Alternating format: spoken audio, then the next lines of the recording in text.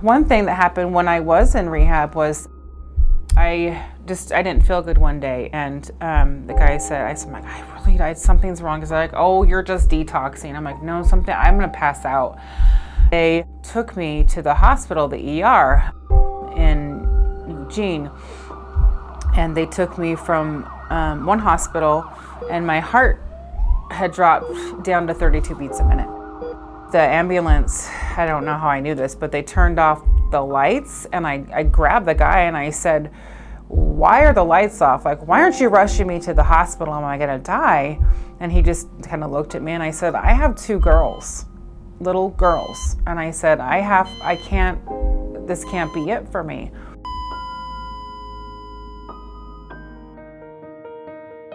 So my name is Tracy Tracy Fast Dillon. And I was raised in the church. My mom grew up Nazarene and my dad grew up Mennonite. But they raised us in a Southern Baptist church at the Homedale Church now. That's where I was saved. I walked the aisle.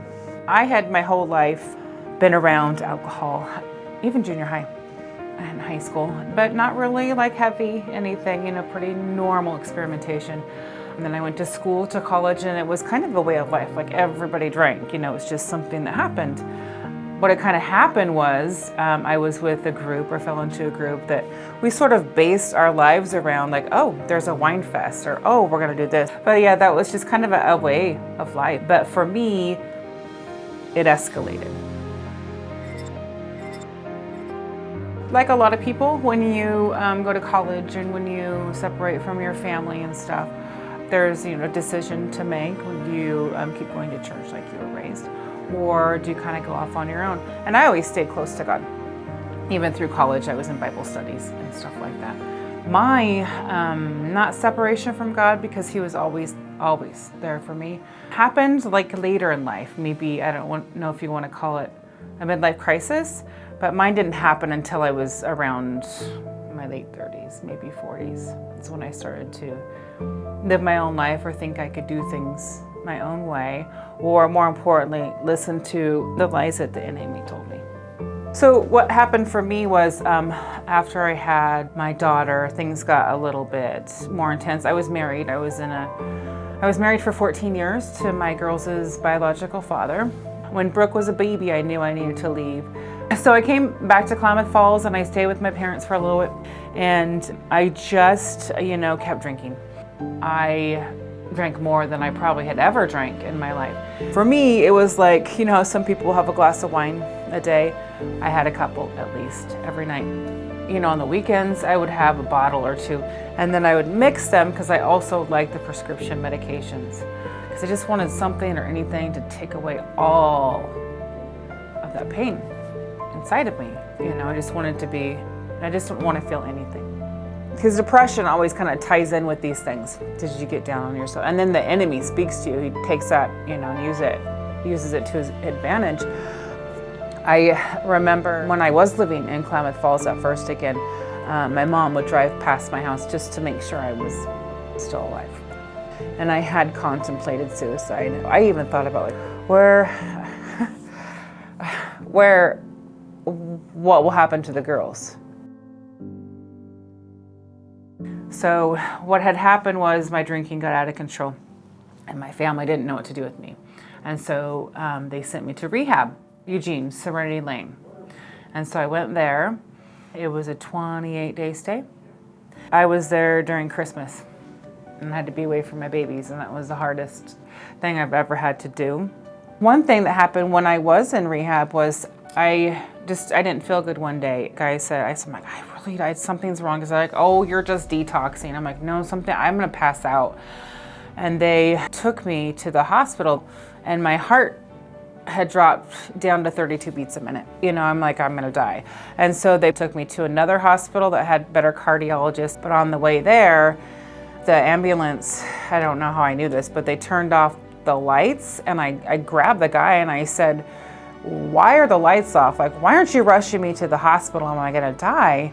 And he just kind of looked at me and I said, I have 2 girls, little girls. And I said, this can't be it for me. But I came back and things were okay for a while, but then I fell off the wagon, metaphorically or whatever you want to say. Came to church one day, and I don't remember what the message was. And I know that Pastor Jim, he didn't know me or my story or my family at all, but he looked at me and he said, "You are not an alcoholic." And so, I mean, it was Holy Spirit, obviously. That's when I knew also that there's going to be restoration, and there was hope. A couple Sundays later, I came up at an altar call, I guess you would call it, whatever, and HR came with me, and she said, "What do you want deliverance from?" And I told her specifically this, this, and this, and we prayed. That's when I was delivered. For me, because I had wrestled with it for so long and kept it, to myself or whatever, when I finally let it go, it was natural. It was like, whew. HR and she's the one that helped me with the deliverance. I don't know if she said it looked like a balloon that went up, or maybe I saw that. But that's what it was like for my experience, and it was at the church altar. From then until now, everything's changed. I mean, I'm sober. I don't want to drink. I don't want to be around that sort of environment. So my relationship with him is, I know that he's always been there for me, but it took me a long time to realize that I deserved his love. And I know how much he loves me now. So what I would say to somebody who's wrestling with the same things that I have wrestled with, I would say, don't wait. Because people think that you have to clean up to come to the recovery groups, or you have to clean up to come to church, and you don't. God will meet you where you're at. That's not just a saying. Is to run to your church family. There are people here that can counsel you, that have been through the same things that you have. I talked to Pastor Jimmy, and I talked to Pastor Pat, and you wouldn't believe, the things that they've been through, so run to them. And then the other thing I would say is run to the altar, because that's where you're really going to get deliverance. You're not going to get it from, and I don't want to knock the AA and the 12-step programs, but you can't find it there. You can't do it without God.